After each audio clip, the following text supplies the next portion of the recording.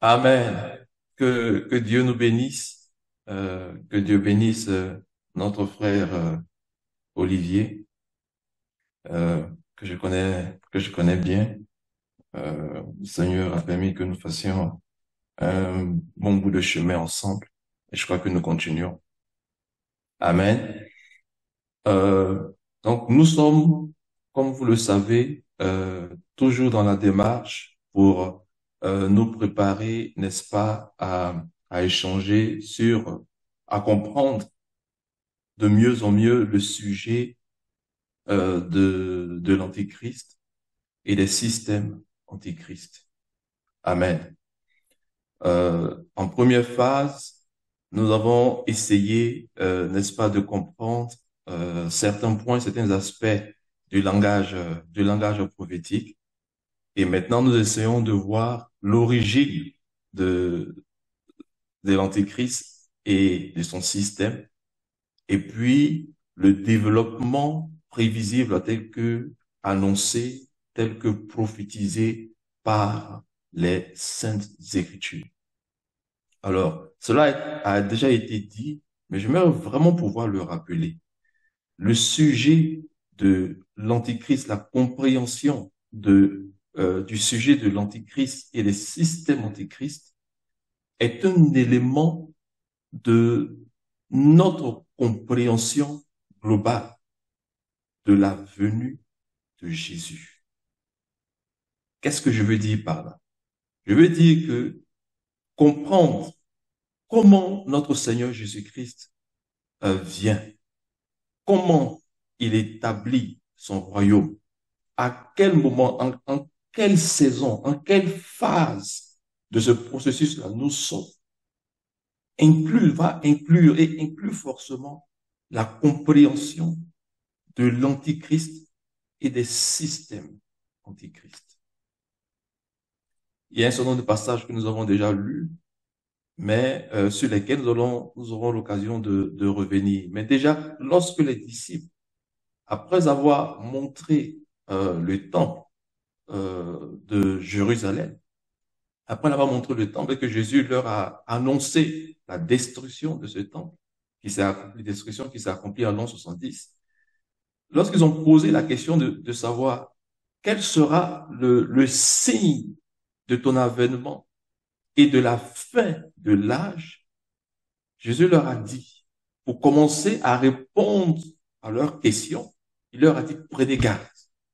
C'est-à-dire que la réponse à la question de savoir quel sera le signe de ton avènement et de la fin de l'âge, c'est une mise en garde que le Seigneur, c'est d'abord par une mise en garde que le Seigneur commence. Et cette mise en garde, elle porte sur l'ascension des faux Christ et des faux prophètes. Première des choses que le Seigneur nous dit. Amen. Et dans son épître aux Thessaloniciens, que je cite maintenant, l'apôtre Paul va déclarer que l'avènement du Seigneur ne se fera pas avant l'apparition je vais simplifier en disant avant l'apparition de l'antichrist et du système antichrist. Avant que ce système-là n'atteigne son apogée, son plus grand développement et qu'il soit établi en lieu saint. Que cette pourriture, permettez-moi cette expression, soit établie là où normalement cela ne doit pas être. Donc l'apôtre Paul conditionne, n'est-ce pas, la manifestation, la révélation, l'apparition de Christ à son Église. D'abord par le fait qu'il faut qu'il y ait une autre apparition. Mais cette apparition-là, elle est négative. C'est une désolation. Et cette désolation va s'établir en lieu saint. Donc, lorsque nous parlons donc des systèmes antichrist, de l'antichrist et des systèmes antichrist et de la compréhension de ce système-là, en réalité, nous sommes en train de parler d'un aspect, d'un pan du retour de notre Seigneur Jésus-Christ. Ce qui donne cette grande importance à la compréhension de ce sujet. Parce que notre espérance, c'est de voir Jésus et être transformé comme lui, de voir notre corps être changé dans le même corps de la gloire de notre Seigneur Jésus-Christ. Et c'est ce qui est notre espérance. Et dans ce processus, dans ce chemin, eh bien, il y a les antichrists et leur système qui doit, n'est-ce pas, se manifester, qui doit grandir, qui doit s'établir au milieu de nous. Le frère Dimi tout à l'heure a commencé à donner un aspect de ce que je veux partager aujourd'hui. Il a commencé à définir, à nous expliquer que lorsque nous parlons de l'Antichrist, nous sommes en train de parler de quelqu'un ou de personnes qui s'opposent à Christ, qui s'opposent à Christ, qui sont contre Christ. Donc, le préfixe grec anti signifie justement ce qui s'oppose, ce qui est contre.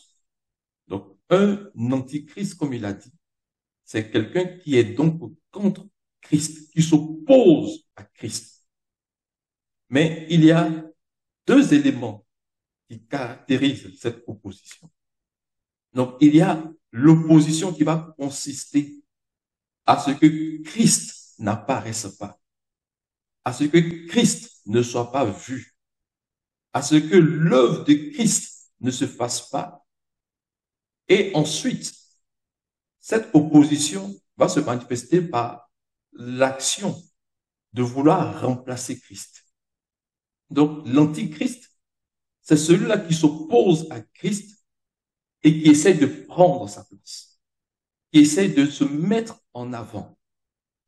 Généralement, souvent quand on parle de l'antichrist, pour beaucoup de chrétiens, ils attendent d'abord de voir que quelqu'un dise que c'est moi qui suis le Christ.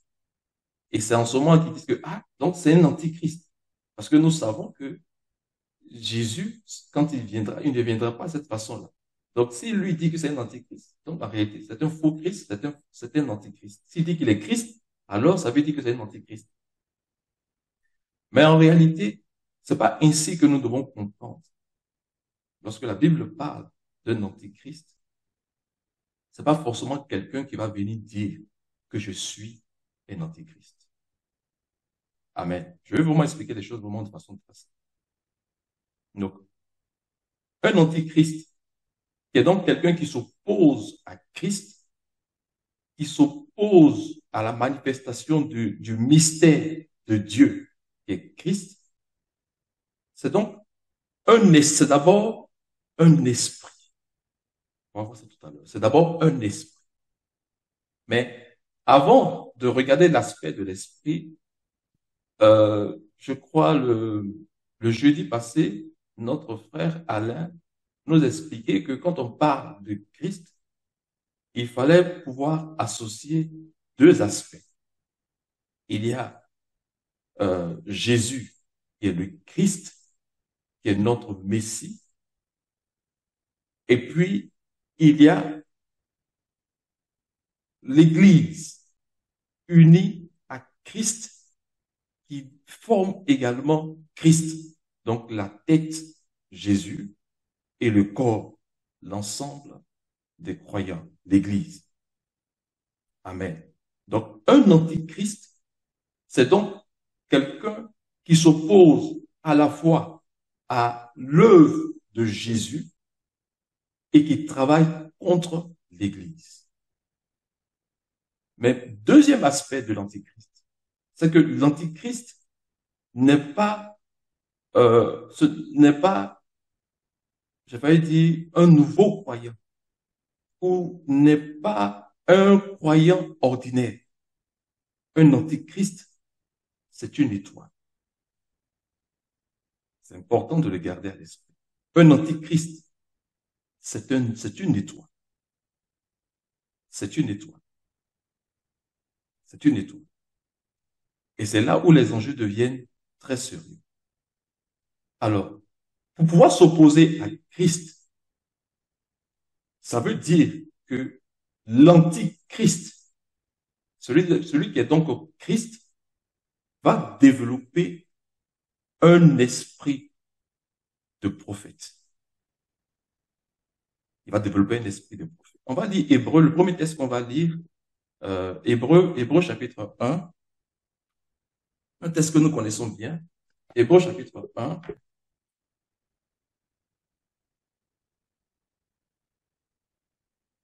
Hébreu chapitre 1. Est-ce que j'ai quelqu'un pour m'aider dans la lecture?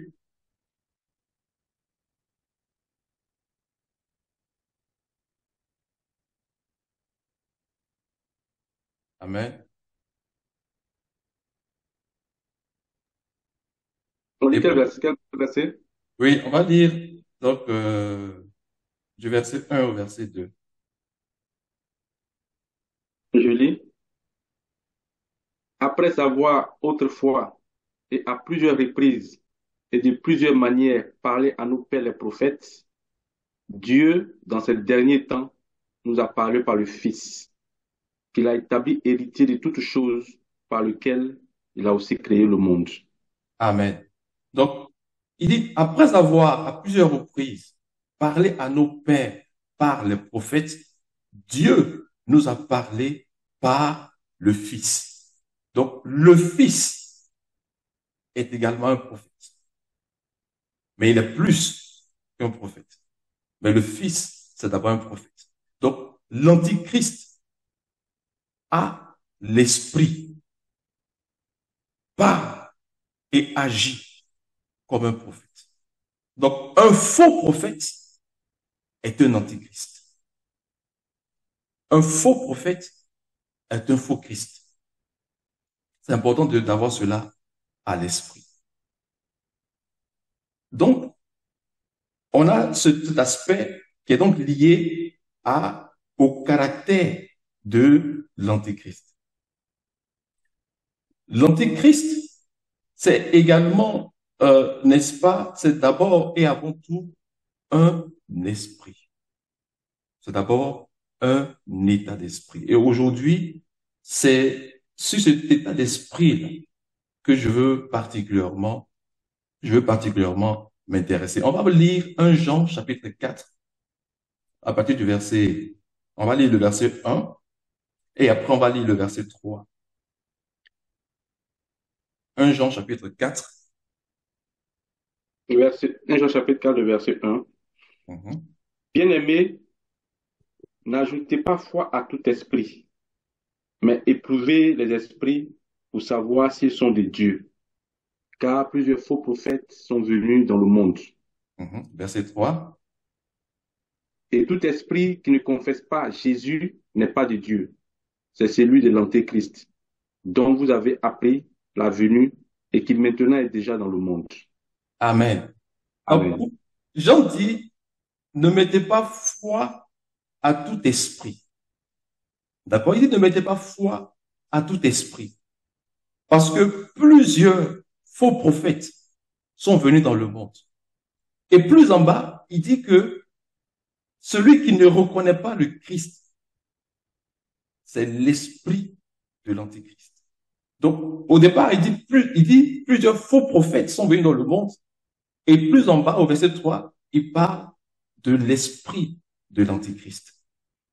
Donc, l'Antichrist a développé donc la capacité, l'attitude de prophète. Et c'est ce qui lui rend, c'est ce qui lui permet de pouvoir agir contre Christ. Parce qu'il a développé cet esprit. Et puis, on va donc rencontrer deux grandes catégories d'antichrist en fonction de leur provenance. Et cette provenance nous avait déjà été rappelée, je crois, le jeudi passé également, au travers de, de Actes des Apôtres, lorsque l'apôtre Paul est allé à l'église avait venir à demander à ce que les anciens de l'église d'Éphèse viennent donc le retrouver, il leur a dit, je sais qu'après mon départ, il s'élèvera du milieu de vous des frères qui entraîneront l'Église, qui entraîneront des frères à leur suite, et qu'il s'introduira parmi vous des loups cruels qui n'épargneront pas le troupeau. Donc vous avez les loups cruels, les loups ravisseurs, qui en réalité ne sont pas, sont des personnes qui n'ont jamais fait d'expérience avec le Seigneur, mais qui vont se déguiser en faux ministres du Seigneur, qui vont se déguiser en prophètes et qui vont entrer au milieu de l'Église, qui vont entrer dans l'assemblée des saints pour entraîner les disciples après eux. Ensuite, vous avez la deuxième catégorie qui, eux, sont des personnes qui servent le Seigneur, qui possèdent un ministère, qui sont engagés dans le ministère du Seigneur, qui ont été appelés par le Seigneur, qui ont reçu l'Esprit du Seigneur et qui, au cours de leur progression, seront détournés, seront séduits, et on verra les éléments de séduction majeurs, seront donc séduits et entraînés loin du Seigneur. Mais ces deux catégories ont la capacité de pouvoir donc jouer le rôle, des rôles de prophètes, de pouvoir donc parler, n'est-ce pas, comme venant du Seigneur, et de pouvoir influencer une foule de personnes qui vont donc les écouter. C'est pourquoi, dans le livre d'Apocalypse, cela nous est imagé par le fait que le dragon, par sa queue, a pris des étoiles et les a jetées par terre. On va lire ce texte qu'on a lu à plusieurs reprises, mais qui est un test majeur. Apocalypse chapitre 12. Apocalypse chapitre 12.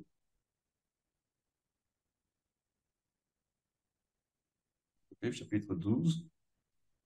On va lire le verset 3 et je crois le verset 6. Un autre signe parut encore dans le ciel. Et voici, c'était un grand dragon rouge ayant 7 têtes et 10 cornes. Et sur ses têtes, 7 diadèmes. Sa queue entraînait le tiers des étoiles du ciel et les jetait sur la terre. OK. Le dragon, c'était... OK. On peut s'arrêter. Merci, frère Olivier. Donc, il dit sa queue entraînait le tiers des étoiles et les jetait par terre. Amen. Alors, Jude va nous dire que, on va lire Jude également pour faire le lien avec, euh, avec Apocalypse. Jude chapitre 1. Jude chapitre 1.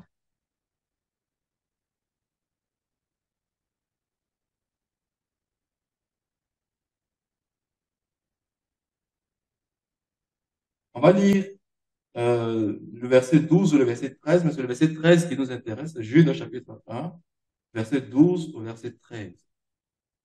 Ce sont des écueils dans vos agapés, faisant impudemment bonne chère, se répaissant eux-mêmes. Ce sont des nuées sans eau, poussées par les vents, des arbres d'automne, sans fruits, 2 fois morts, déracinés, des vagues furieuses de la mer, rejetant le cume de leur impureté, des astres errants auxquels l'obscurité des ténèbres est réservée pour l'éternité. Amen. Amen. Alors, Jude emploie deux images importantes que je vais rapidement souligner puis avancer. Il dit que ces personnes, si vous lisez depuis le début de son épître, vous verrez qu'il parle de personnes qui sont introduites parmi nous et qui ont une influence, qui exercent véritablement comme des ministres du Seigneur. Alors, il dit que ces personnes-là sont des nuées sans eau. Amen. Ce sont des nuées sans eau. Or, vous savez que le Seigneur, l'Éternel, il se déplace sur des nuées. Mais ces personnes-là sont des nuées sans eau, sans la véritable parole. Amen. Parce que la parole et l'esprit de vie sont imagées comme étant de l'eau. Donc, des nuées qui sont remplies d'eau sont des nuées du Seigneur sur lesquelles le Seigneur se déplace pour exécuter ses jugements, pour manifester sa volonté. Amen. Mais eux sont des nuées sans eau. Mais ce sont des nuées. Ils ne sont pas sur terre. Les nuées sont au ciel. Ensuite, il dit que ce sont des astres. Ce sont des astres, c'est-à-dire des étoiles. Amen. Ce sont des étoiles. À cause de leur capacité à pouvoir se présenter comme des prophètes, comme des fils, comme des personnes qui sont nécessaires pour le bien-être des autres et qui ont la capacité d'influencer par leur discours, par leur miracle, par leurs paroles, sont capables d'influencer de nombreuses personnes. Donc, lorsqu'on parle donc d'antichrist, c'est vraiment déjà ça que nous devons garder à l'esprit. Amen. Et c'est pourquoi le dragon, justement, va les rechercher, va les viser. Parce qu'il il a besoin de personnes qui ont cette influence-là pour pouvoir agir dans l'Église et détourner l'Église, des enfants de Dieu, du véritable objectif que le Seigneur leur a assigné. Les détourner du prix de la vocation céleste qui doit être ce qui motive notre course, ce qui alimente notre persévérance. Et donc, ces personnes-là ont donc cette capacité de pouvoir agir ainsi. Mais nous voulons particulièrement nous intéresser à l'esprit même de l'Antéchrist. Parce que pour qu'il ait des antéchrists, il faut qu'il ait des personnes qui développent l'esprit de l'Antéchrist. Et c'est cet esprit-là qu'on va rapidement essayer de traquer pour voir d'où est-ce qu'il vient. Pour voir quand cet esprit se manifeste de façon embryonnaire, à quoi est-ce qu'il ressemble. Parce qu'aujourd'hui, malheureusement, beaucoup d'enfants de Dieu pensent qu'ils ne sont pas directement concernés par l'Antichrist. De nombreuses églises locales pensent ne pas être concernées par le sujet de l'Antichrist parce que la marche est tranquille, les conducteurs sont paisibles et les choses semblent se passer vraiment tout en douceur. Mais lorsque nous considérons que pour pouvoir participer à la première résurrection, le Seigneur examine nos vies et attend que nous ayons une vie d'adorateur qui soit de qualité. Et parce que le Seigneur attend que nous soyons parvenus à un niveau de maturité où la chair, ses désirs et ses passions sont maintenus totalement sous contrôle, où nous avons une grande compréhension du plan de, de notre rédemption, de la rédemption de notre corps, où nous avons une grande compréhension de la pensée du Seigneur concernant notre rédemption et où tout notre intérêt est porté sur les choses du royaume du Seigneur. Et parce que le Seigneur recherche cette qualité de disciple, cette qualité d'adorateur, parce que le conflit, c'est véritablement un conflit d'adorateur, parce que le Seigneur recherche cette qualité d'adorateur, nous devons donc faire attention même aux plus petites expressions de choses dans nos vies qui ne sont pas conformes à la parole du Seigneur, qui ne sont pas conformes à la pensée du Seigneur. Amen. Si nous voulons participer à la première résurrection. Alors, cet esprit de l'Antichrist, si vous faites attention, vous allez vous rendre compte que l'esprit de l'Antichrist qui travaille donc à susciter, à séduire des personnes avec lesquelles qui vont donc adopter cet esprit, qui vont adopter cet état d'esprit, eh bien, cet esprit-là va provenir, va provenir, va provenir du monde. Mais quand il commence à se manifester, il commence de façon très subtile. On va regarder, on va lire Luc chapitre 9 à partir du verset 46. Deux épisodes de la vie du Seigneur avec ses disciples. On va lire rapidement Luc chapitre 9, 46 à 48. Et ensuite, on va lire Luc chapitre 22. Or, une pensée leur vint à l'esprit, savoir lequel d'entre eux était le plus grand.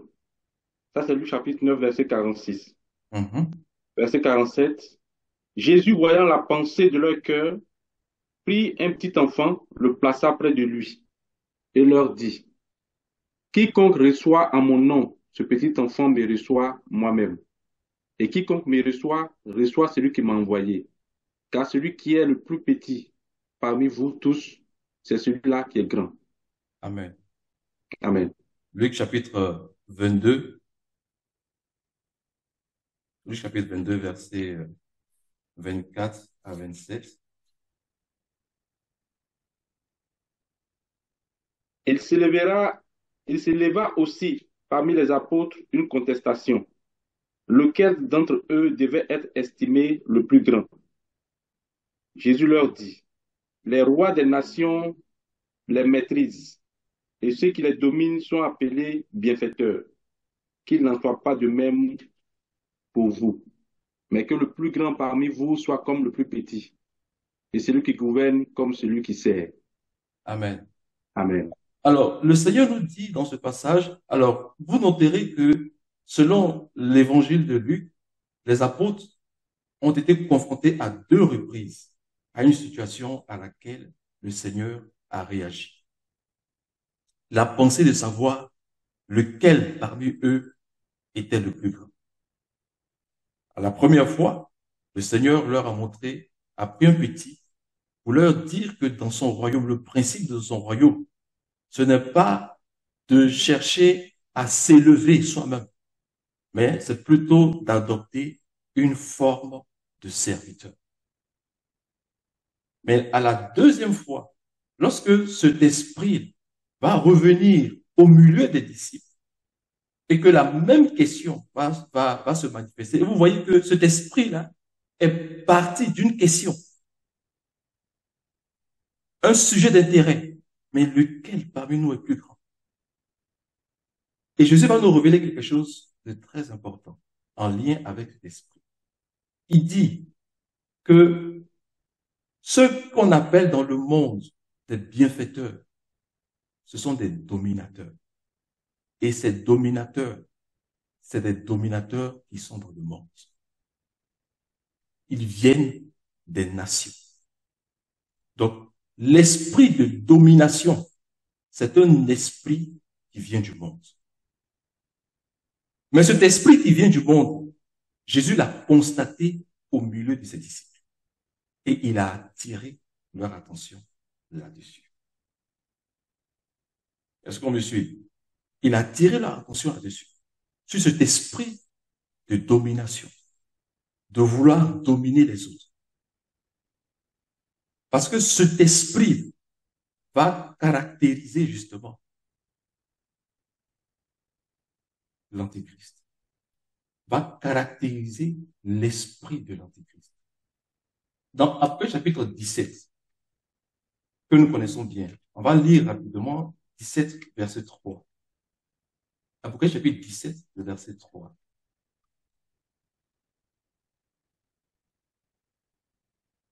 Le verset. Apocalypse chapitre 17, hein, verset, on va lire, bon, on va directement aller au verset 5. On va directement aller au verset 5. Okay. Sur son front était écrit un nom, un mystère, Babylone la grande, la mère des impudiques et des abominations de la terre. Amen. Amen. Et sur le front de cette femme, donc cette femme qu'il a vue dans le désert assise sur les grandes eaux et qui était assise sur une bête écarlate. Il dit, sur le front de cette femme était écrit Babylone. Était écrit un nom, un mystère, Babylone. Le fait que ce soit mentionné sur le front de cette femme signifie que elle a développé le caractère et l'esprit de Babylone. Suivez-moi bien. Donc cette femme a développé l'esprit et le caractère de Babylone. Nous savons que le fait d'avoir le front marqué par un nom indique le caractère principal qui se manifeste en cette personne, parce que dans Apocalypse 7 et Apocalypse 14, on nous montre la classe des vainqueurs. On nous montre Sion qui porte le nom de l'agneau et le nom de son père également sur leur front, parce qu'ils ont développé le caractère de Christ, ils ont développé la fidélité à l'évangile du Seigneur, ils ont développé une vie de soumission, et donc le caractère de Christ s'est imprimé en eux, et le caractère de Christ s'est cristallisé en eux. C'est devenu comme comme partie entière de leur être. Soit parce que le caractère de Christ et leur façon de vivre était pratiquement indissociable. Et on dit que pour nous montrer qu'ils ont développé ce caractère, on dit que le nom de l'agneau et le nom de son père étaient donc inscrits sur le front. Donc, ce mystère qui est dans Apocalypse chapitre 17, cette femme-là, elle a donc développé, c'est parce qu'elle a développé le caractère, l'esprit de Babylone. C'est pourquoi Babylone est écrit sur son front. Mais l'esprit de Babylone, c'est qu'est-ce que l'esprit de Babylone? On ne va pas faire les devinettes.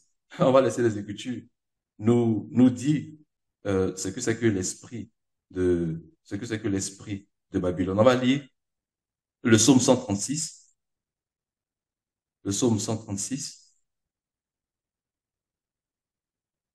du verset, je crois les deux premiers versets.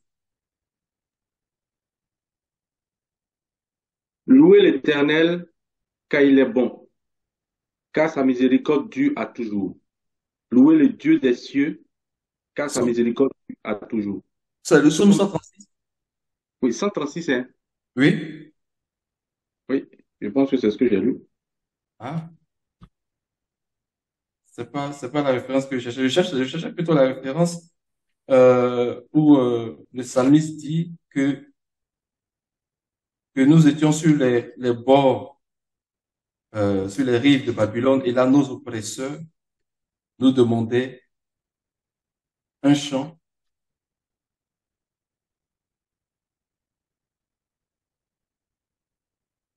C'est plutôt 137, pardon. Psaume 137. Psaume 137, du Sur verset les 1. bords, oui, sur les Oui. bords des fleuves de Babylone, nous étions assis et nous pleurions, en nous souvenant de Sion.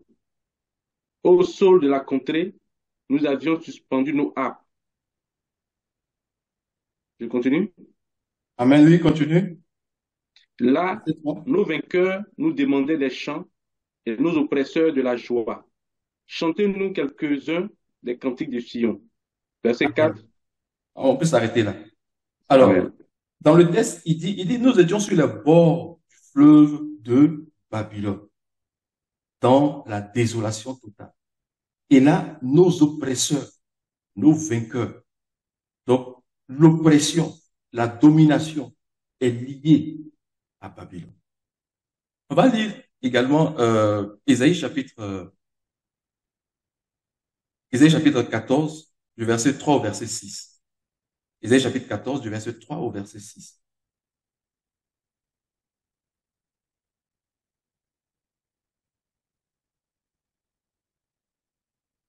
Et quand l'Éternel t'aura donné du repos, après tes fatigues et tes agitations, et après la dure servitude qui te fut imposée, alors tu prononceras ce chant sur le roi de Babylone, et tu diras, et quoi? Le tyran n'est plus, l'oppression a cessé. Je continue. Oui, continue. L'Éternel a brisé le bâton des méchants, la verge des dominateurs. Amen. Celui qui, dans sa fureur, frappait les peuples par des coups sans relâche. Celui qui, dans sa colère, Amen. On peut s'arrêter là. Merci, frère Olivier. Alors, vous voyez que dans les deux passages qu'on vient de lire, Babylone est caractérisée par l'oppression, par la domination. Et Babylone est présentée dans le livre de Daniel comme une bête, présentée comme une bête féroce. Daniel chapitre 7, comme un lion qui a des ailes. Amen. Et donc, ce qui caractérise l'esprit de Babylone, c'est un esprit de domination. Alors, lorsque le Seigneur voit au milieu de ses disciples, l'esprit commence à se manifester en eux, le Seigneur les interpelle. Parce qu'il sait que c'est comme ça que ça commence. Mais c'est un esprit qui vient des nations. Et Jésus l'a dit. Il dit que les dominateurs des nations, ceux qu'on appelle dominateurs, ceux qu'on appelle bienfaiteurs, c'est ainsi ils dominent sur ceux qui les appellent bienfaiteurs. Donc, l'esprit de l'Antichrist va se manifester par un simple désir. Et au milieu des disciples, ça commence par une simple question. Lequel est le plus grand? Mais cet esprit-là, il circule au milieu de nous. Frère, ça circule au milieu de nous. La preuve, ça circule au milieu des disciples. Et le Seigneur nous révèle la clé pour déjà briser cet esprit-là dans son expression embryonnaire. Vous dites que non, dans mon royaume, on ne cherche pas à être grand, on cherche à être l'esclave pour servir les autres.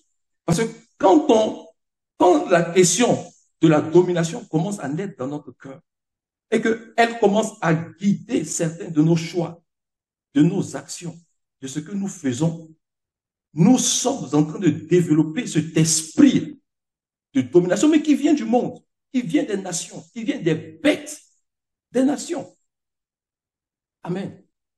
Alors, n'oubliez pas que dans Amos chapitre 13, on nous montre une bête qui sort de la mer.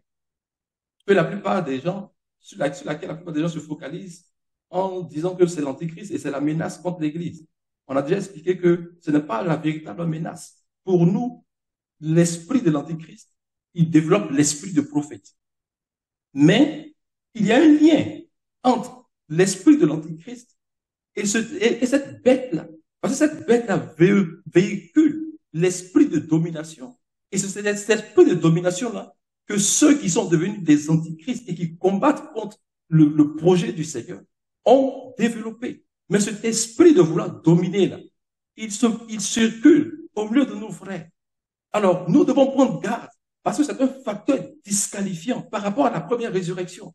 Donc, même si on n'est pas arrivé au stade euh, de développement que notre bien-aimé frère Alain a présenté le jeudi passé, mais que nous entretenons dans nos cœurs par certaines attitudes, certains comportements, cet esprit de vouloir dominer là, nous sommes déjà en train de nous disqualifier par rapport à la première résurrection. Et comme je l'ai dit, lorsque nous parlons des antichrists, des systèmes antichrists, nous avons à l'esprit la venue du Seigneur. Amen. Nous avons à l'esprit la venue du Seigneur. Donc, on doit déjà avoir ça à l'esprit. Maintenant, cet esprit de domination, pourquoi il prend racine et pourquoi il a réussi, n'est-ce pas, à entraîner des étoiles à la dérive. Simplement parce que la domination permet d'assouvir des désirs.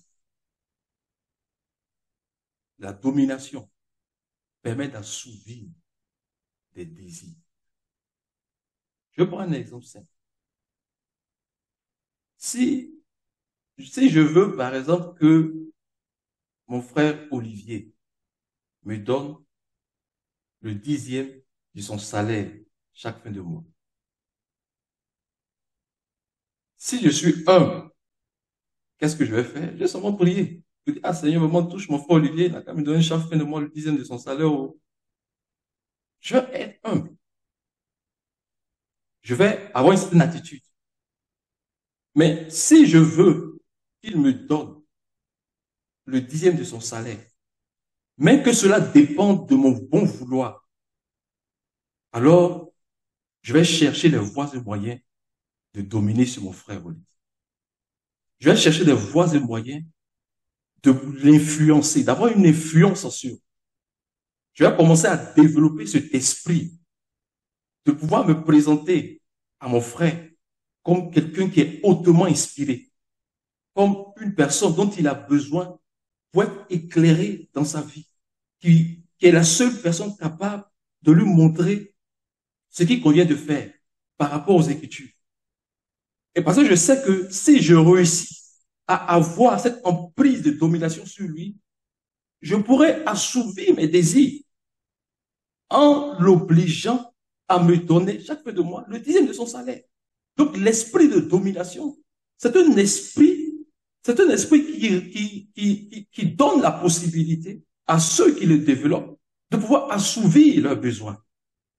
C'est pourquoi l'esprit de domination et l'esprit de la recherche du gain sont deux choses qui sont étroitement associées à l'esprit de l'Antéchrist et qu'on va voir dans les Antéchrists et qui sera la raison de l'établissement de leur système.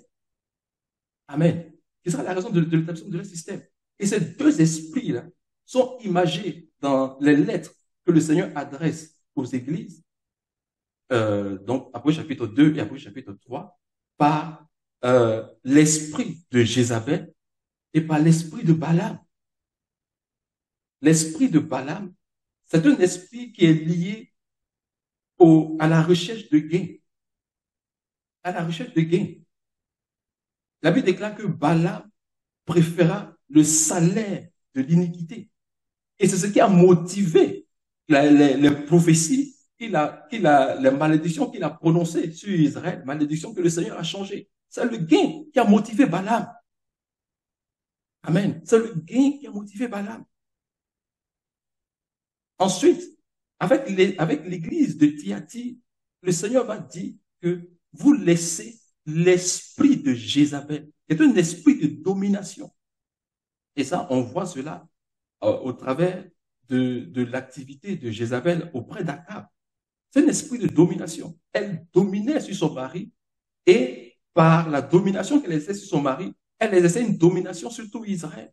Et elle a imposé le culte de Baal au peuple d'Israël, à l'exception d'Élie et de 7000 hommes qui n'ont pas fléchi les genoux devant Baal, qui n'ont pas adoré Baal, comme la Bible le décrit. Donc, vous avez donc l'esprit de domination, qui est un esprit qui vient du monde. D'accord? Et cet esprit de domination sera alimenté, d'accord? Cet esprit de domination sera alimenté par la recherche du gain et par la volonté, justement, de pouvoir assouvir ses besoins. Et je vais terminer, je vois que l'heure est arrivée, je vais terminer par montrer par cette image. L'apôtre Paul, parlant de faux Christ, va dire que ces personnes-là ont pour Dieu leur ventre. Amen. Et l'apôtre ne le dit pas. L'apôtre ne le dit pas de façon anodine. Parce que le Seigneur Jésus a dit, vous vous souvenez, il a dit que ceux qui croient en moi, des sources d'eau vive, dans nos Bibles c'est traduit, des sources d'eau vive couleront de leur sein jusqu'à la vie éternelle. Le mot grec qui est employé, qui a été traduit par couleront de leur sein, c'est le mot qui signifie ventre en grec.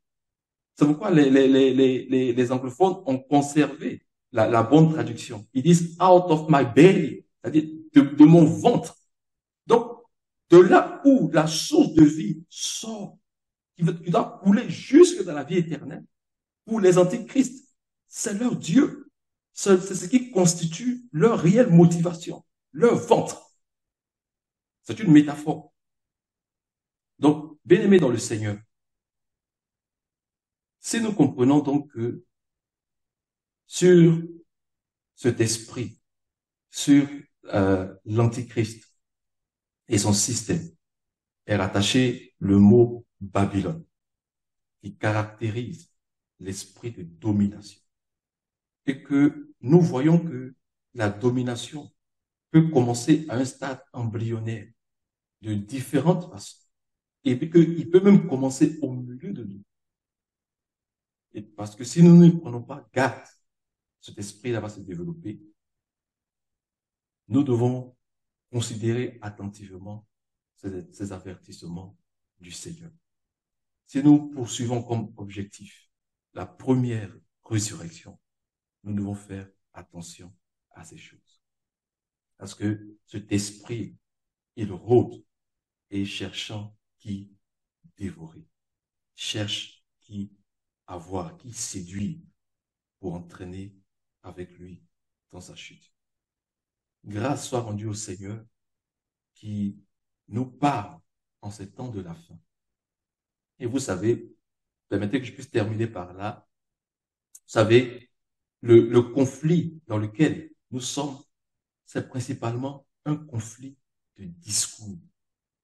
Le conflit dans lequel nous sommes, c'est un conflit de discours.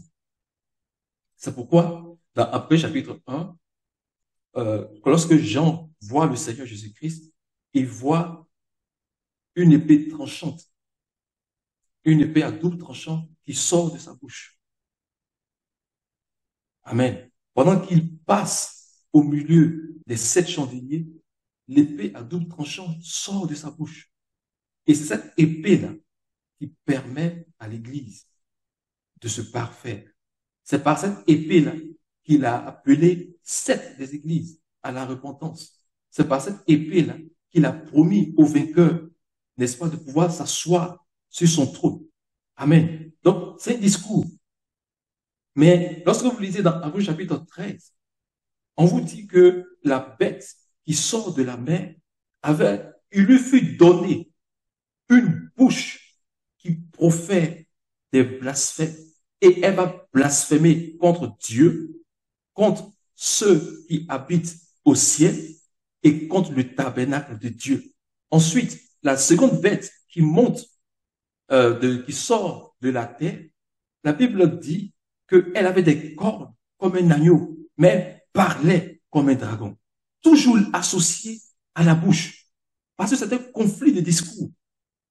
C'est un conflit de discours. La domination, elle s'installe par le discours. La perte, la ruine, mais également l'élévation spirituelle, c'est par le discours. Donc, en fonction du discours qu'on entend. Amen. Dans Apocalypse chapitre 16, il nous dit, en parlant d'Armageddon, il nous dit que je vis sortir de la bouche du dragon, de la bouche du faux prophète et de la bouche de la bête, 3 esprits impurs, comme qui sont des esprits de séduction, mais qui ont la forme de grenouilles. Amen. Et ça nous parle donc de discours, mais de discours séduisants pour amener les gens à accepter la domination. Parce qu'une fois que la domination est acceptée, alors celui qui te domine est celui qui te guide, est celui qui te dirige. Et s'il va à la perdition, il te dirige aussi à la perdition. S'il va dans, s'il est la première résurrection, alors il te conduit vers la première résurrection. Puissions-nous nous laisser conduire par le discours de l'épée qui sort de la bouche du Seigneur. Que Dieu nous bénisse au nom de Jésus. Amen. Amen.